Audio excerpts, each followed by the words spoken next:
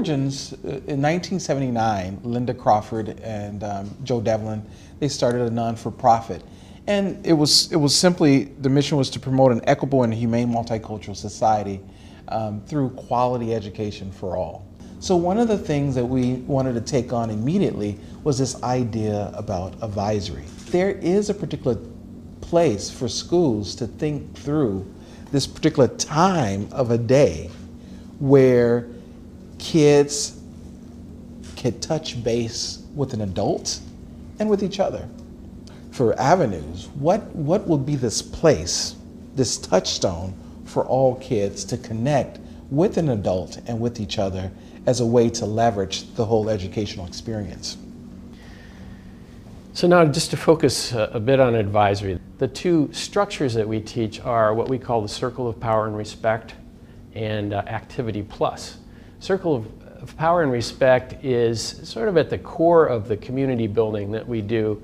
It's a very rigorous meeting form that is composed of these simple elements: a greeting, a sharing opportunity, an activity, often in the form of a game that links kids somehow, and then finally a daily news chart or message that meets them when they come and points to the activity or to the day. It may often be an academic message, and then is something that closes the meeting and is often has an interactive component, so that students are weighing in on a question or signing in with something, an idea that they have. We have coached thousands of teachers in CPR in their advisories and have seen it become really the base of strong school culture, because it's in that place, in that circle, that community is really forged, I think, in my humble opinion and in my experience.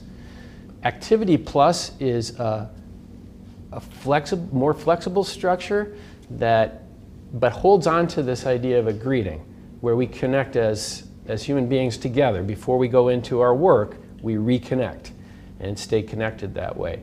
And then the activity piece is flexible, and it might involve all kinds of things, from clubs and interest groups to leadership development to preparation for parent-teacher conferences, could be progress monitoring, goal setting, all of those things. It also involves, and I didn't write this here, but it also involves a daily news message that helps to organize and lead into the activity. Can I ask a question? Yes. Does the structure of the advisory at all depend upon the age group of the advisory? I mean, in other words, is it going to look pretty much the same, you know, across the different developmental phases, or do you change it depending on where the kids are? Oh, I think it's in the school where I was, we had advisory 7 through 12. So advisory for our 11th and 12th graders looked quite different, because they were actually leaders in the school. They were at a point where they could go and be leaders in other people's circles, right? They could run the meetings, and they didn't have a need so much to meet in a circle all the time. They were on their way to college, they were getting their applications ready, and they had a need for leadership experiences in the building. So for certainly that it has to be responsive to their developmental needs, and I think 6th grade advisory looks different than 8th grade advisory, because they're quite different. Okay, good, thank you. And the structure of the advisory still looks the same throughout. And for example, that A+, the high school kids, you would that particular advisor will take time in that A+ to prepare the students for leadership. So that structure is still there, and is used intentionally to say, if we envision our 8th or 9th or 10th graders doing this particular thing in our school, eventually your A+, that advisory will be used to create those particular skills so the kids can do that. So how frequent the CPR is going to happen? Daily basis, or if it's daily basis, it will be like through their school years, there will be like so many. How do students respond to that frequency if it's daily?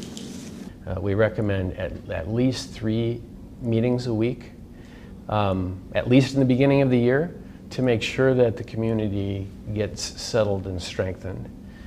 When you can assess that it's strong, then it might be possible to go to two meetings a week or something like that. But again, it's kind of dependent on your students and their age, their maturity. I think with 11th and 12th graders, in my school, they met minimum once a week in a meeting, a CPR format, to reconnect, but they were busy doing 100 other things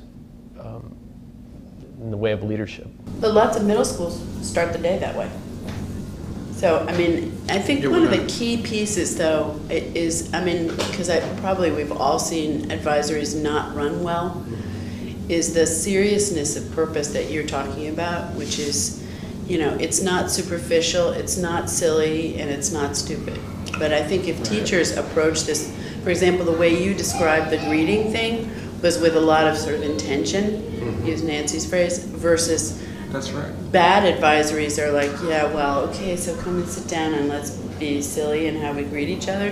That's not it. And that's the way games, I think, get misapplied also, is, we're going to do this silly thing. Well, when are we going to get down to work? This is game time. Yeah, exactly. And that's what I think you might be reflecting is like, we're going to do this every day? Because that sounds Not pretty only silly. that, but also students, they like, in that age, they like something new. Repeating the same format, on one hand, it creates the routine. On the other hand, it's nothing new.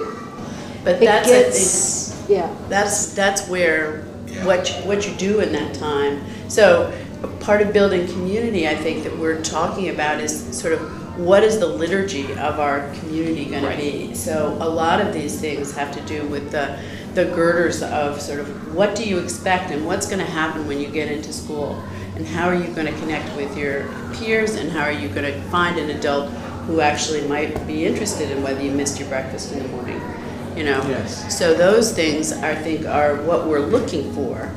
But, and I mean liturgy in a serious way, it's something you can count on. I would like to add that what development designs, what we're after with our A+, is the same thing that a content teacher is after. And so what that basically means is that, do kids get tired of math or science all the time?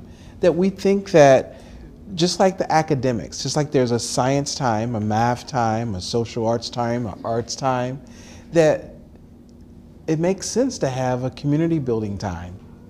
And that the particular school culture we invite schools to think about an advisory time. And that means it is directly connected to your schedule, and it's every single day.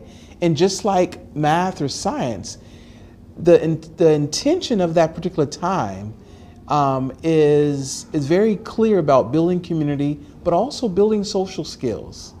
So when you think about I think I heard in some of the conversations, when you think about avenues, what you're up to, the question becomes this: how do you make it happen?